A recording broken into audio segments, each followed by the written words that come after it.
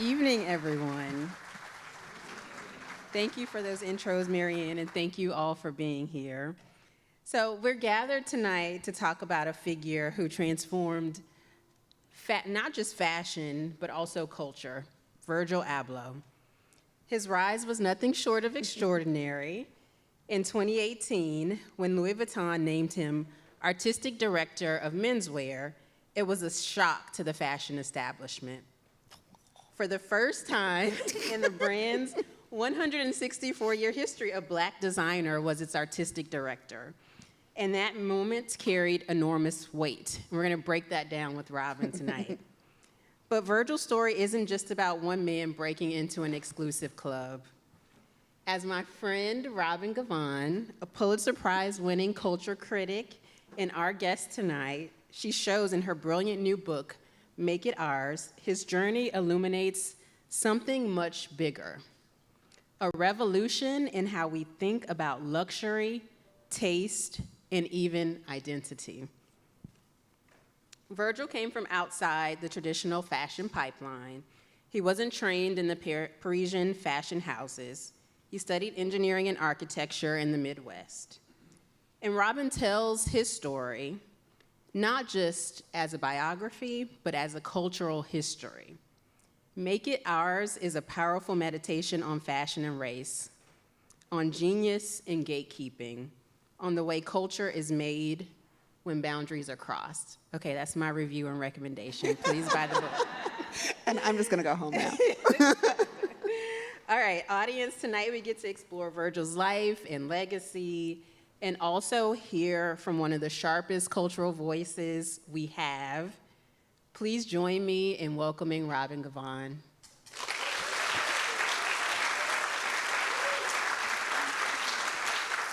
Okay, Robin, I want to start with a quick icebreaker for the audience, okay? So we know who's in the crowd tonight. Everyone, let's do a quick show of hands. Since we're here to talk about Virgil Abloh and the way fashion connects to culture, raise your hands if you've ever bought or really, really wanted a pair of sneakers because of the story or the designer behind them, not just because you needed a pair of shoes. Okay, I see we got some sneakerheads in here. Right. All right. So exactly, Virgil understood. I like the one hand that went up, like maybe? Yeah. A sneaker can mean just as much as a suit. So Robin, first off, congratulations on Make It Ours. Thank you. You've written about fashion and culture for years, but what made you want to write a book focused on Virgil Abloh? Well, I mean, first of all, thank you so much for doing this because Chris is amazing. And what she also did not mention is that for a long time she was my editor. So, very true. Like, talk about a lucky duck. You know, you sort of touched on it when you asked the question about sneakers, because Virgil's rise was really sort of given jet fuel by a collaboration that he worked on with Nike. But before that happened, you know, I had been covering his work for years, particularly his women's work, his women's wear. And, you know, Google typically doesn't lie. If you Google Robin and Washington Post and Virgil Abloh, like, all the reviews are there. And I was particularly critical of a lot of his work, and in part because I was really looking at it through the lens of traditional, a lens of traditional fashion, a lens of, you know, the garment being valued for its silhouette, its cut, its proportions, its connection to the culture. And then when he passed away, I was so struck by the degree to which people felt like they had lost a member of their family. I mean, they responded in a way that felt so intimate, that was very unlike the way that they had responded when other designers had passed away. And it was that tension that I thought was really interesting, the degree to which I was not a huge admirer of the work itself, and yet there was this community of people who were deeply impacted by both the person and the message. Yeah, I think that tension really comes through in the book as well, and fascinating to see you explore that. You described him in the book as fashion's DJ, remixing and Yeah. mashing up things. Can you unpack that metaphor for us a little bit? Yeah, I mean, and traditionally, even though fashion is full of knockoffs, designers fundamentally believe that when you are working in the vocabulary of fashion, you might be inspired by something that has come before, you might be inspired by one of your contemporaries, but you take that and you rework it into something that is uniquely your own, or at least that's the goal. And with Virgil, he used something, referred to something as the 3% philosophy, which was if you alter a pre-existing garment by 3%, you had essentially created something new. And of course, this is bull. I think that is the Tell us what you really think, Robin. that is the actual technical term for that. It would not stand up in copyright court. And it offended a lot of designers who felt that he was not being original. But Virgil did it in part because he did have this background as a DJ. He was this person who was used to sort of going online and creating a digital, mood board with ideas from a lot of different places. And he fundamentally believed in this idea of sort of do it yourself, that you didn't have to be able to be, a master tailor in order to express yourself in fashion.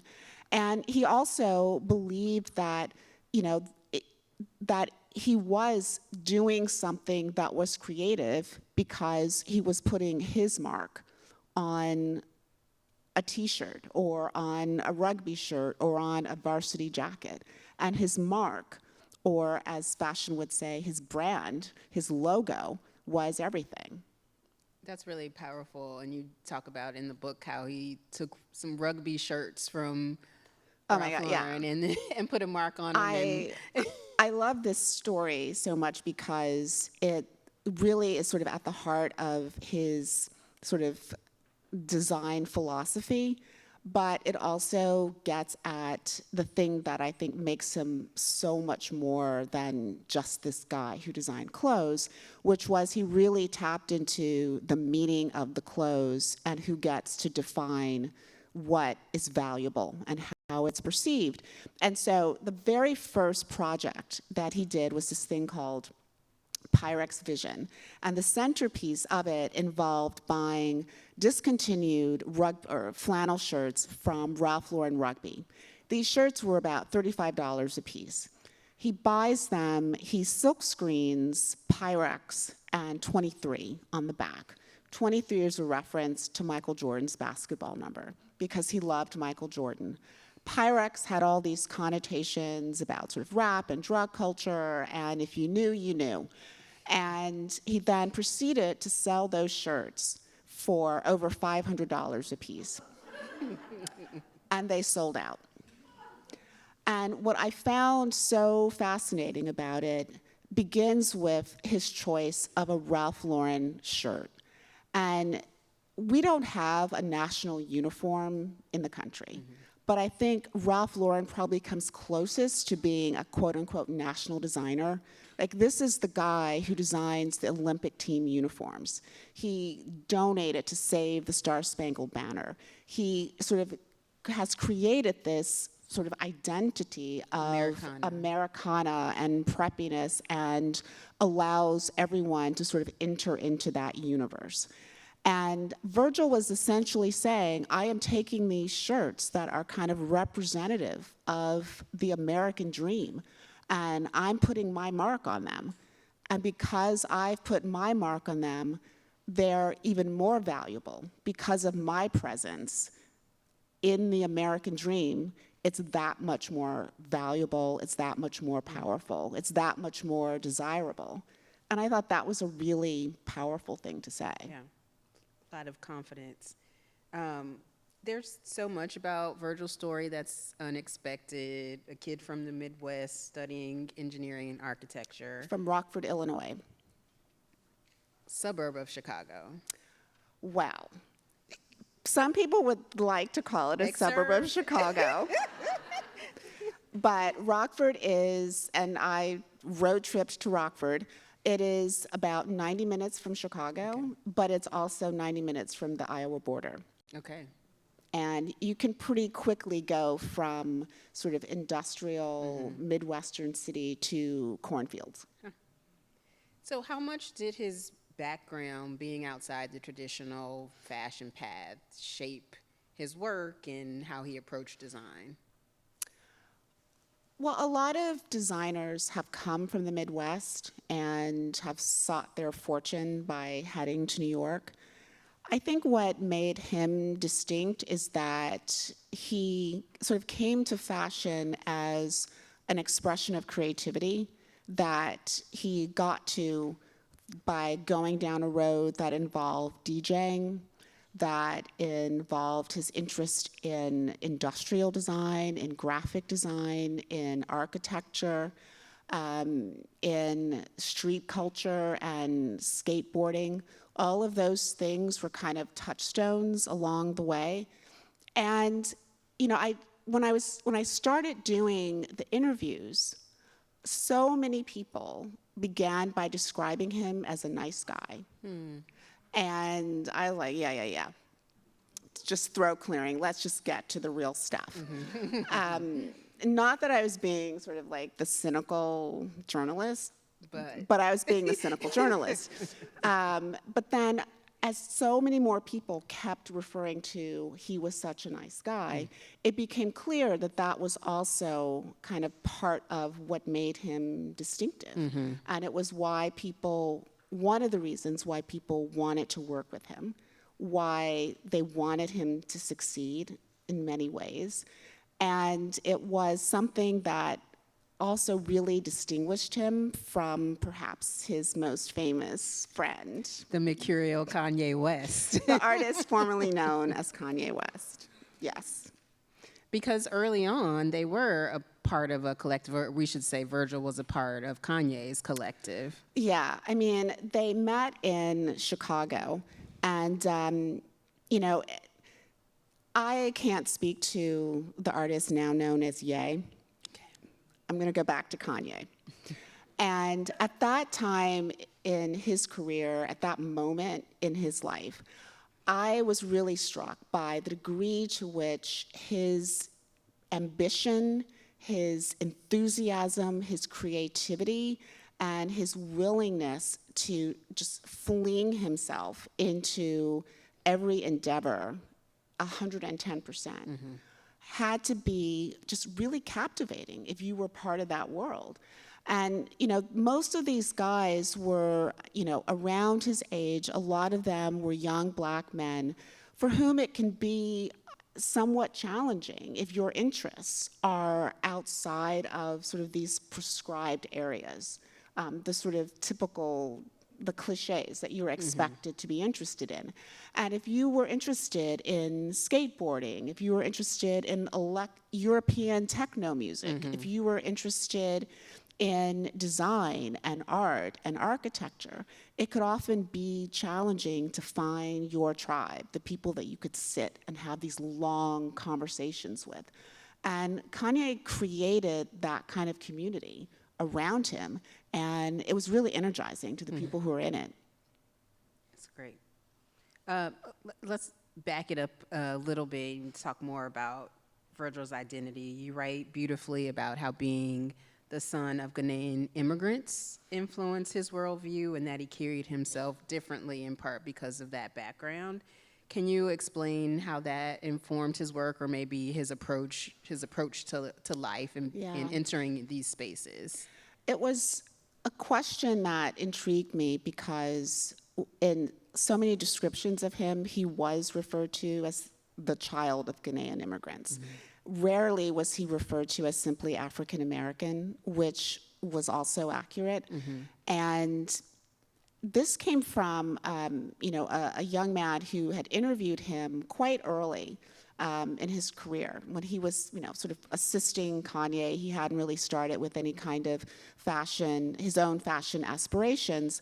And he talked about sort of their shared background as the children of Ghanaian immigrants, and told me this story about how when you have had some formative time in an environment where you look around and everyone at every level of society looks like you, that it kind of instills this unspoken privilege where you have just kind of internalized the sort of obvious thing, which is I can be the best of the best, or I can be, among the many, among the masses, that everything is possible. And he sort of described it as, being a black man in Africa is akin to being a white man in America. This sense of limitless possibility, this sense that, of course, you belong in whatever space it might be. And in many ways, I felt like in Virgil's professional life, he moved through, the European fashion houses, he moved through New York fashion houses like a black man in Africa, with that same sense of course. Why shouldn't I be here? Why shouldn't I be here? Why not me? Yeah. Let's talk about his aesthetic a little bit. A lot of people first encountered Virgil through Off-White. For someone who maybe doesn't realize that they've been influenced by him, how would you describe his aesthetic? He loved irony. Many of the marks on the clothes involved words in quotation marks.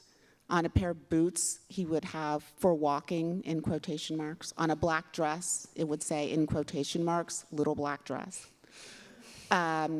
He used hazard stripes that you might see on road construction as a decorative mark on a lot of his work. He used red zip ties, the kind that look like anti-theft devices. He used those on his sneakers. All of these elements he trademarked. I just want to underscore that because he was also the recipient of many cease and desist orders when he violated other people's trademarks. Back to that sort of DJ, cut and paste, 3% mentality. Remixing.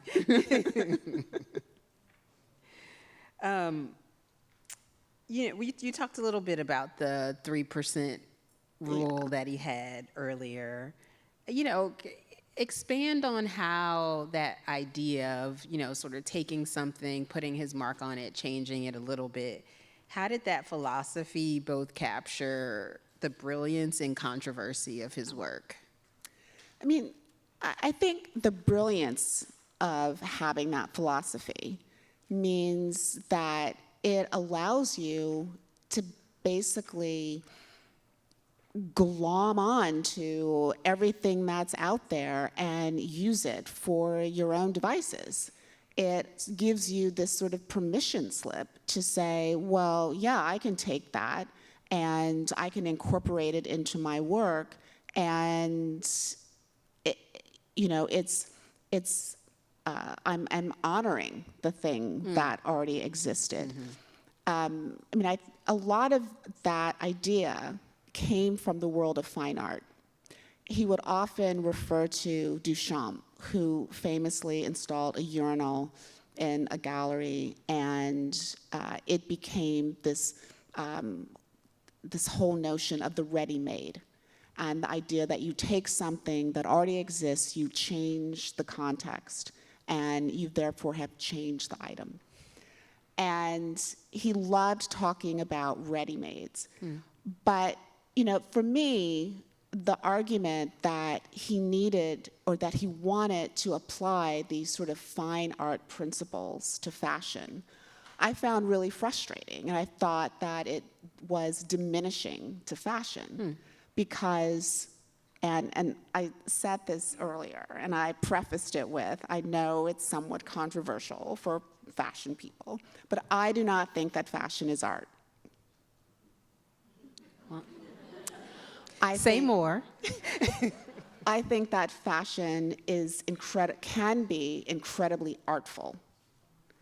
But I think what separates fashion from art is that fashion fundamentally has to be in some way practical.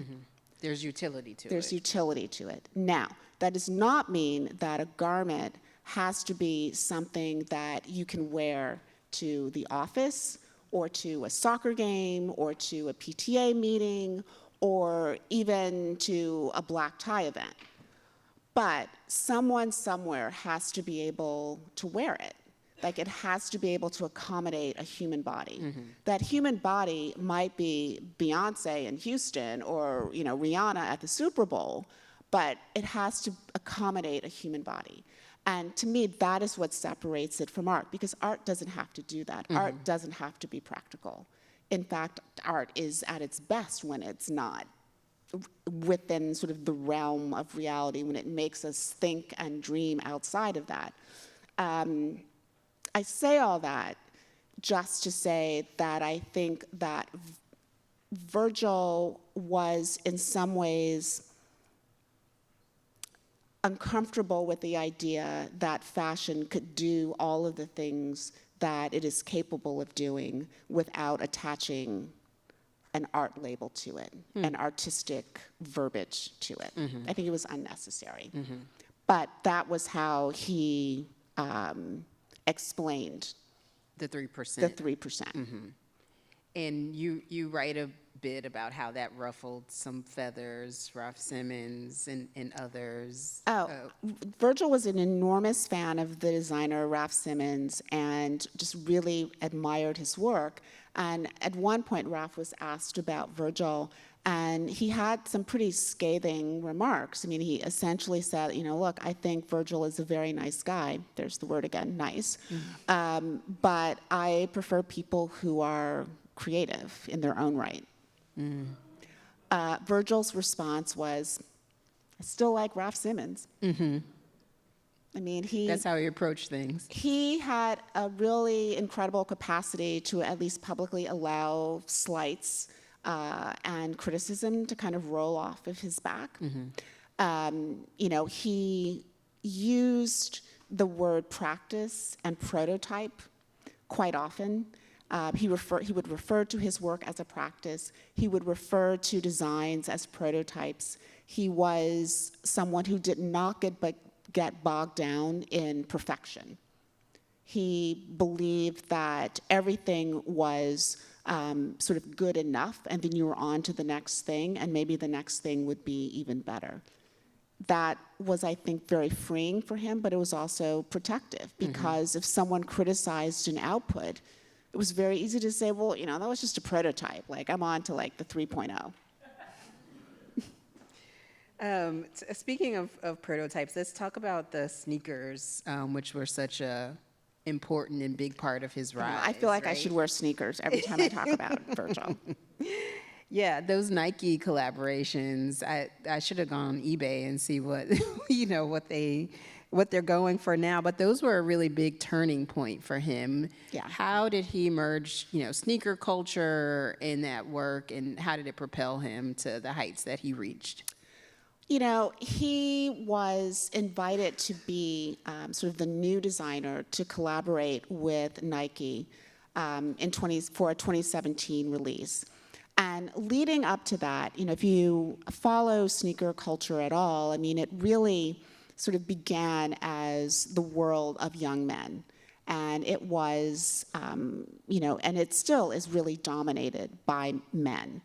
And it's their place to talk about fashion, essentially, through the verbiage of sneakers, which means that, there's a lot of conversation about the lineage and who wore it and the different colorways and all the sort of the intricacies and the details. And I think it is a really good example of the ways in which menswear is allowed to be this place of sort of thoughtful commentary about collecting and investments and the meanings of things versus on the women's side where it's still looked at as something that is much more frivolous and much more superficial.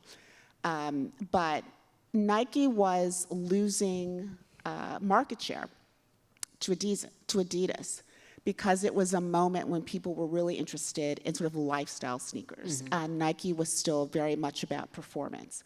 And they thought, well, if we can gin up some excitement about 10 of our most distinctive styles, we can reclaim all the oxygen in the room. I mean, they were still massive. And Virgil was invited to participate. He was only supposed to do 5 of these sneakers designs, but being the non-perfectionist and the workaholic, and everything is a prototype, he whipped out 10 designs, and Nike liked them, and they gave him the entire project. And in 2017, these 10 sneaker styles were unveiled with great fanfare, and they were extraordinarily successful. And because Nike is such an enormous brand, with much more sort of global impact than a brand like Vuitton, really, people noticed. Vuitton noticed. And it was... it moved the revenue for Nike, too. It moved revenue for Nike, and it also underscored the degree to which menswear was really the name of the game in fashion. It was the part of the industry that was transforming everything else. One thing that stood out in your book, and sneaker culture is a part of that, but also Virgil's rise coinciding with the rise of social media and the way that he really opened up his fashion shows, posting them, literally the locations on Instagram. Were you still my editor when I came back with bruises from the... Maybe.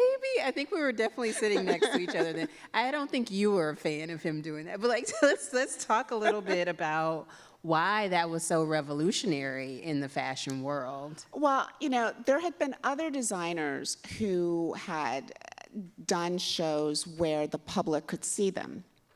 But in the season before Virgil got the appointment at Vuitton, he was having a women's show in Paris, and it was on a tiny little street in the very sort of center of the city.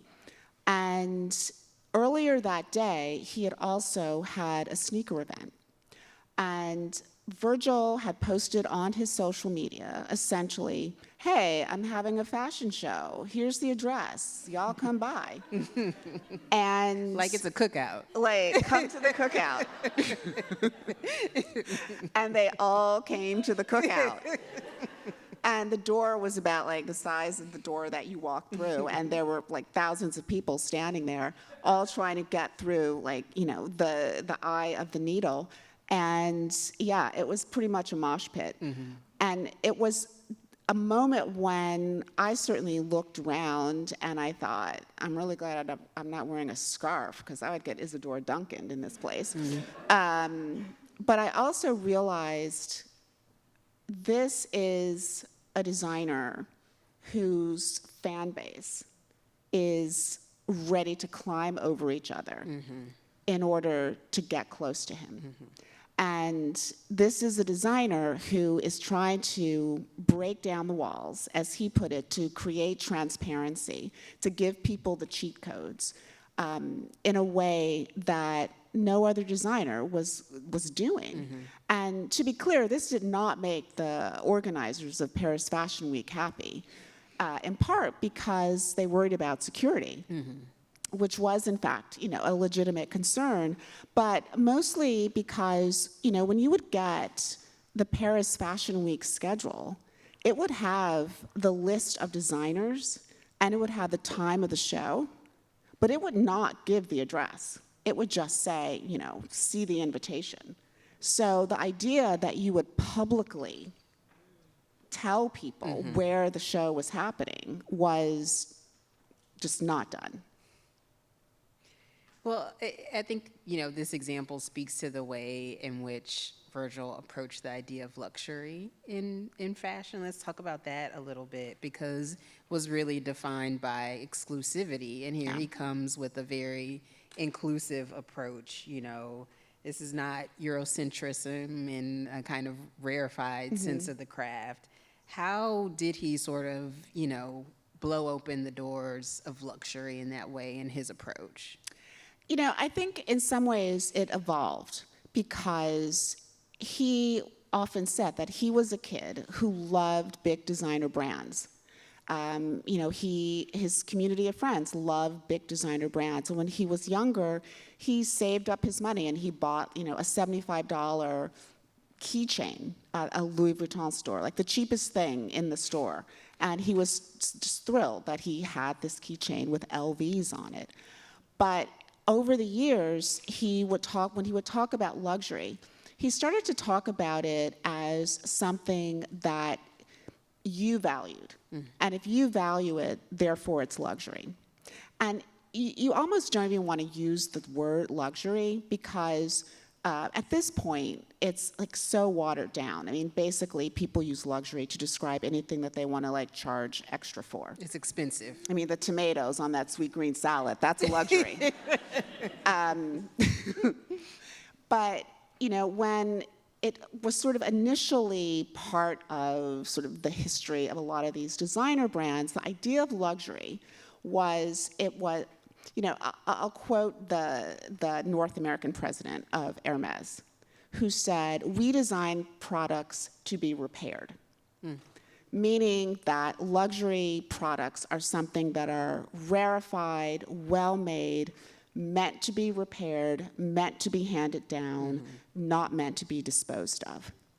And that was something that I think really struck a chord with people, but it was also defined very strictly from sort of a Eurocentric Western point of view. And when I was doing this research and also earlier, when I had written a piece in the Post about luxury, I interviewed this consultant for luxury brands. And she said she would often tell her clients, if you want to know if you're designing something that's a luxury product, ask yourself if you can imagine it in a museum 100 years from now, if you can imagine it at the Met, if you could imagine it, you know, in the Smithsonian. And I thought that that was a really, you know, sort of good way to think about it.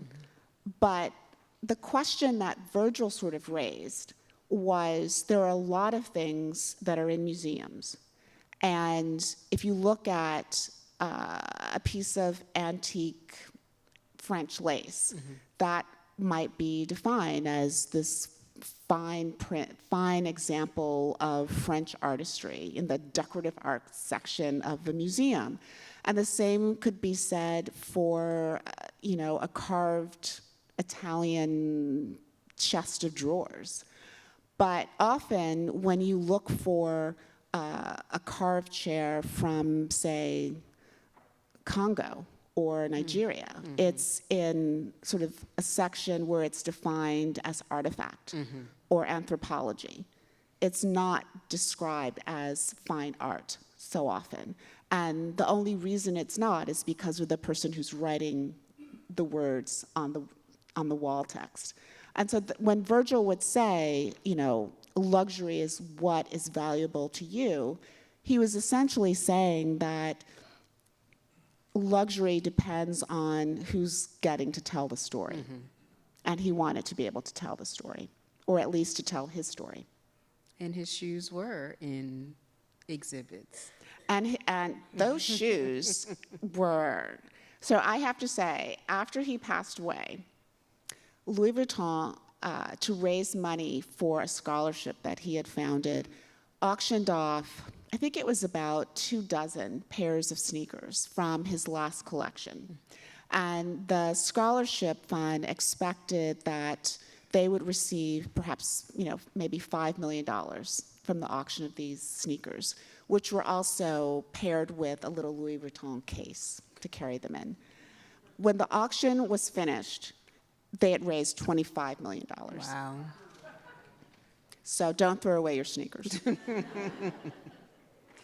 Well, when Virgil was appointed at Louis Vuitton in 2018, it was an earthquake in the fashion industry. From your reporting at the time, what was the mood both inside and outside the industry at that moment? Well, so few things in the fashion industry come as like 100% surprises because it is an industry that loves to gossip. So there had been conversation about Virgil being in the mix for this. But what was really surprising to me was how many other brands Virgil was interested in designing for. When Givenchy needed a new designer, Virgil said to someone with connections to Givenchy, like, who do I need to talk to? Because I want to do that. And she was taken aback because she was like, you're not a designer, because he didn't have the usual skills, the usual background. And then later on, he was having conversations with Donatella Versace about designing the Versus line at Versace. So, and I recently heard that he was also interested in Margiela. So this was someone who really aspired to work at one of the major legacy brands and who described Off-White as his resume. Oh. So he was absolutely focused on, sort of that goal. And the industry definitely was shocked. I was shocked because it was a really unusual move. And he was thrilled. He, had been hoping that this was going to happen. And he later said that about the sense of shock that people felt. He later said, I don't know why everybody was that shocked. I mean, like, I had a brand that was successful. I'd been designing. I'd been working at this. Why not me? And that was the phrase that I loved. It was like very typical of him. Why not me? Why not me? That I want you to tell us a little bit about that very first Louis Vuitton show that he did, but then also about this, the sort of tension between his symbolism and whether what he represented was more important than the clothes that came down the runway, and how you thought about that as you were putting the book together. That first show for Vuitton was in Paris in the summer, and he had a rainbow-colored runway. And the theme he took inspiration from The Wizard of Oz. And one of the most distinctive garments from that show was this multicolored sweater, this men's sweater that had the silhouette in black of Dorothy and the lion and the scarecrow and the Tin Man. And it later appeared in an advertising campaign worn by a little toddler, really dark skin, and wearing this oversized adult sweater. And it was just an advertisement that spoke of beginnings and possibility and optimism and all those things. And at the show, he also had invited about 1,000 students from Paris-based fashion schools, and they were lining the runway. But the image that really went around the world from that moment was when he came down the runway to take his bow, and sitting in the front row was his friend Kanye West, along with a lot of other celebrities. And the two of them stood on the runway and embraced each other in this quite long emotional hug. And it was really a distinctive moment because they had been through so much together. Kanye had sort of fashioned himself as the Louis Vuitton Don. He had wanted to have that job. And in many ways, Kanye had sort of bashed open a lot of fashion doors, and Virgil had, walked through them. The difference between someone who was a flamethrower and someone who was much more of a centrist, A nice guy. a nice guy. Someone who said that, I'm not going to let the fact that someone who looks like me, a security guard, doesn't think that I belong in the Louis Vuitton headquarters, get in the way of my ultimate goal, which is to design the best collection that I can. And, the alternative to that is when he said, Kanye is a different kind of person. And he would not let A slight pass by. a slight like that pass without addressing it. I think you need both people, both kinds of people in the world. Do you think Virgil truly changed the industry, or did he mostly change how people outside could imagine themselves within it? That's such a good question. Thank you. I think his biggest impact is in convincing people outside of the industry who not only didn't feel like they could get their foot in the door, but who had no idea where the door was, that it's possible for them. And I think that is absolutely the enduring impact, the impact that, the recipients of scholarships in his name feel. I think you see it just in any kid who's like silk screening T-shirts in the basement. That's how Virgil started, silk screening T-shirts. And that's huge. I hope that kind of self-belief is enough to force the industry to keep moving in the direction that it started to move in with the hiring of Virgil.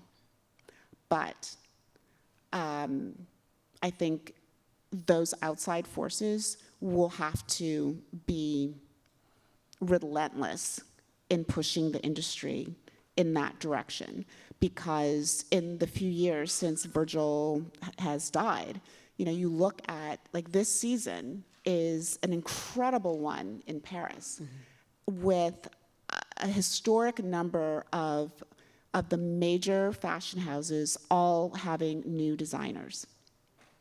And those designers are white men, overwhelmingly, with a couple of women thrown in. So the industry may have learned a lesson by hiring Virgil, but in order for that lesson to stick, outside factors have to come in.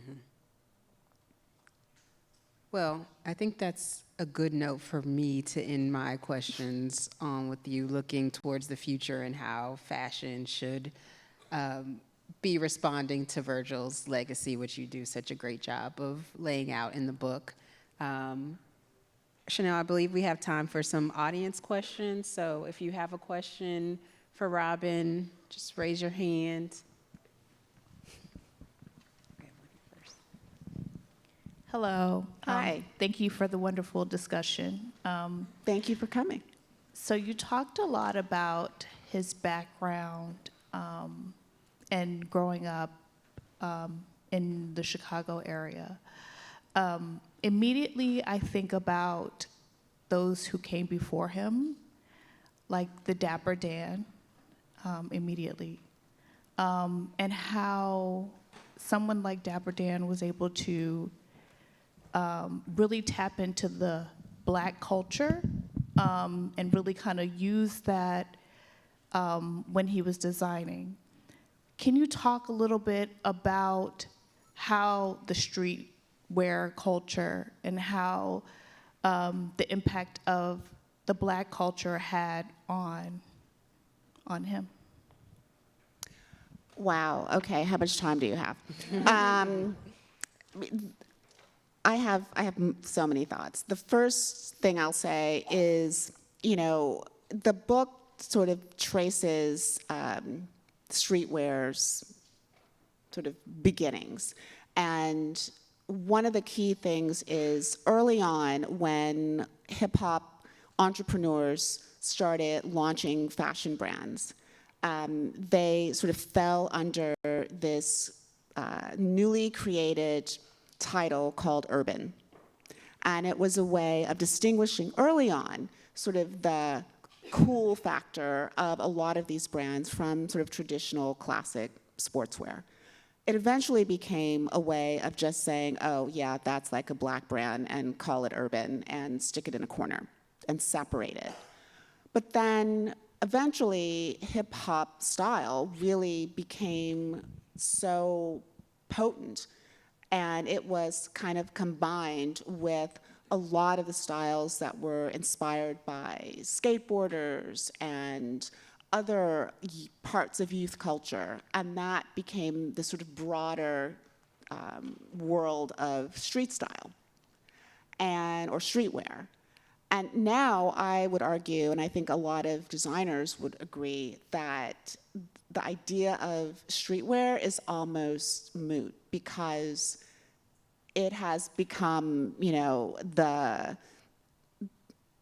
the niche category that ate the industry. Like everything is pretty much streetwear. Everything that we think about when it comes to sportswear, if it's not tailored suiting, is pretty much sort of derivative of streetwear in some way. And Virgil was very much indebted to and was part of the world of streetwear.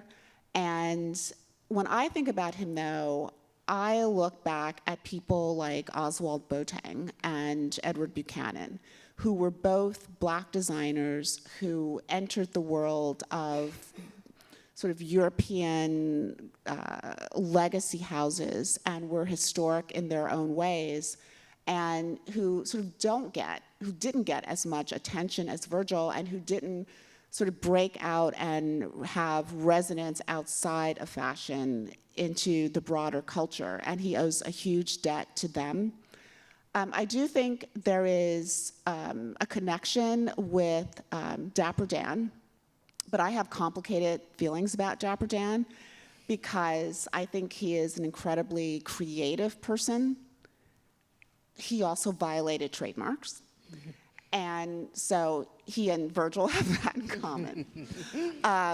But he also captured a sensibility that was sort of on the rise within a lot of parts of the Black community and a lot of people who just sort of loved hip hop and like that's part of music and that part of style.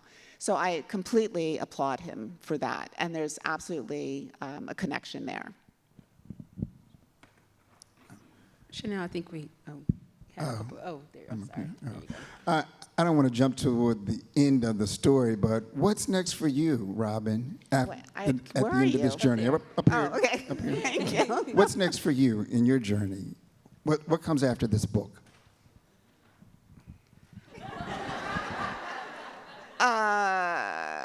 Well, I'm going to Minneapolis to talk about this book. She's still on the book tour. That's as far as that's my story right now. But thank you for thinking about my future. We're following the mics, so I think Chanel's up there now. We have a couple questions down Hi. low, too. Hi.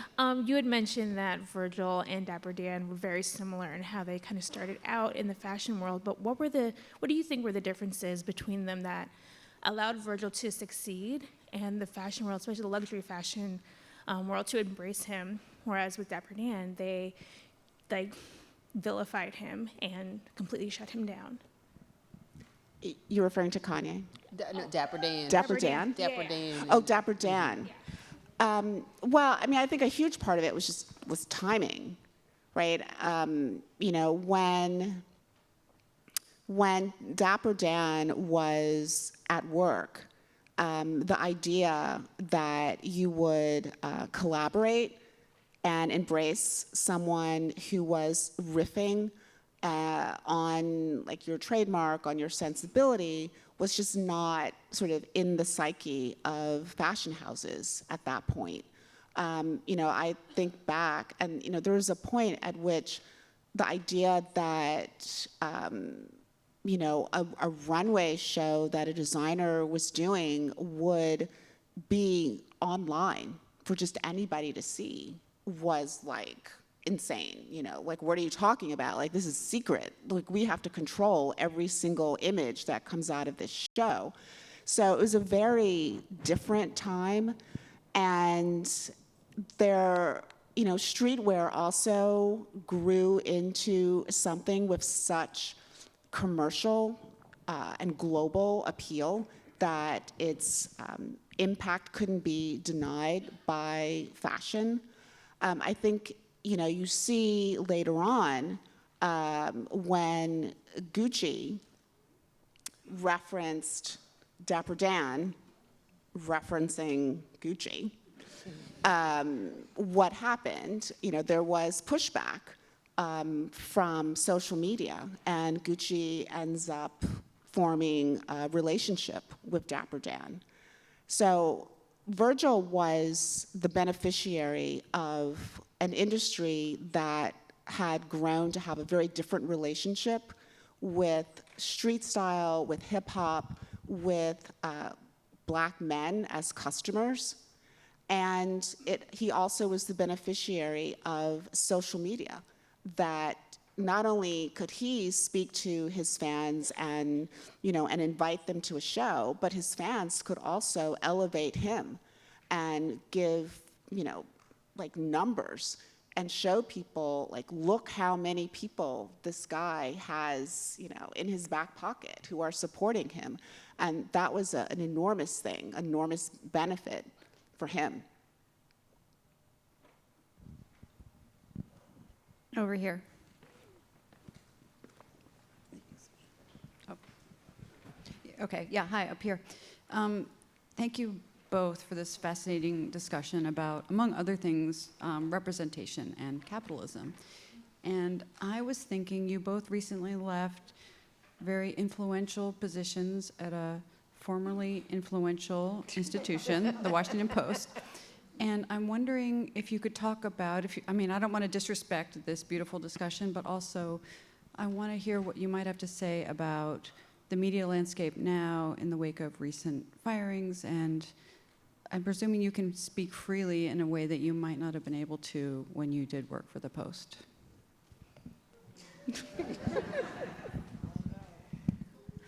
Well, the first thing that I would say, that the Washington Post remains a deeply influential institution with extraordinary journalists and editors of all stripes who are doing the Lord's work at this moment. Support your local journalists. And, the rest of it, I think, focus on the journalism and judge the institution by the journalism.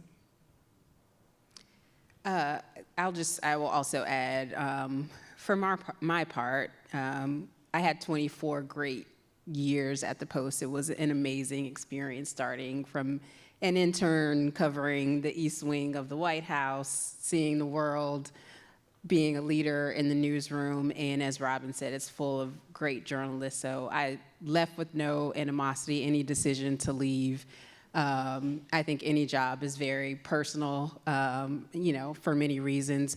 Clearly, the media landscape, the Post included, is undergoing massive change right now, and you see that across institutions. Ownership is what it is. You have journalists and having some time off and being able to speak to some journalism students. You have young people who are coming into the industry who believe, as we do, in the role of journalistic institutions in holding power to account, who are joining newsrooms that still have the resources to send people to cover wars abroad. And I think, we have to be careful to continue to support and uphold those values and find ways to do that. And there are many of those journalists working at the Washington Post today, and we should continue to appreciate what they're doing and how they're contributing to upholding the democracy that we all hold dear. So I'll add that. Also very happy to be taking a little bit of a break after many years working hard to do that. And I mean, I would just add, when I said that I was leaving the Post, and I put that on my Instagram, one of the things that I said was that I believe in institutions, and I believe in the institution of journalism. And one of the reasons that I posted that is because I think that it's wonderful when people decide that they want to, write on Substack, or they want to go off and be an independent journalist. But only the institutions have the financial ability to cover wars, to cover Gaza, to cover Ukraine, to do the kind of investigative work that reveals the things that frustrate us, that worry us, that terrify us. And, Substack can't do that. And for all of the flaws, I still believe that this is the best that we have, and that still means something. This is the last question. Whoa. Thank you both for this. It's been great.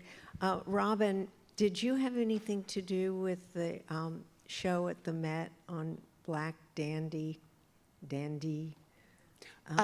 fashion?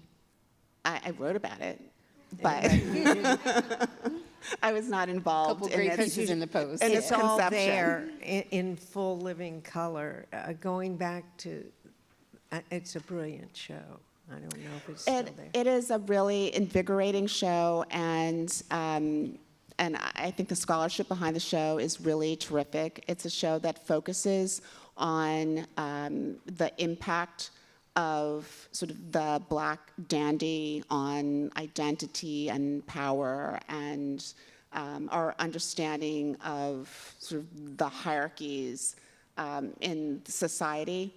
And the one thing that was really striking to me, though, when I saw the fully installed exhibition, is that when you looked at the text underneath all of the contemporary pieces, almost all of them were courtesy of that specific design house.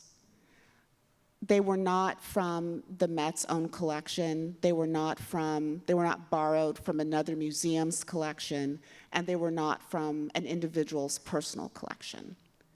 And that was unusual, because typically when you go to exhibitions like that, there are a significant number of pieces that are coming from museum collections. And it was just a reminder that the designers whose work is so beautiful and so provocative and so powerful and so luxurious